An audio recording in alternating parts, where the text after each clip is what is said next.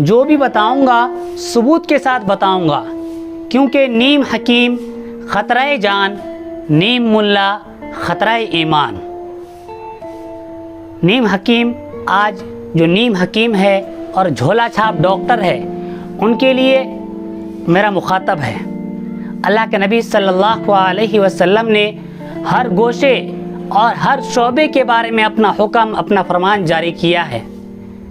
اسی طرح جو نیم حکیم اور جھولا چھاپ ڈاکٹر ہے، ان کے بارے میں اللہ کے نبی صلی اللہ علیہ وسلم کا فرمان ہے کہ جو شخص بغیر علم کے، بغیر جانکاری کے کسی شخص کا علاج کرے اور اس علاج سے اس مریض کو تکلیف پہنچ جائے یا وہ مر جائے، تو کل قیامت کے دن اس حکیم سے، اس ڈاکٹر سے پوچھ ہوگا، اس کو جواب دینا پڑے گا۔ اس لیے میرے بھائیوں، جو چیز آپ کو معلوم ہو اس چیز کا دوسروں تک پھیلاؤ، اس چیز کا علاج کرو، لیکن جو چیز آپ کو معلوم نہ ہو تو اس کو پہلے سیکھیں، پھر اس کا علاج شروع کریں۔ امید کرتا ہوں کہ آج کا ویڈیو آپ کو اچھا لگا ہوگا۔ دوستو، اس ویڈیو کو زیادہ سے زیادہ شیئر کریں۔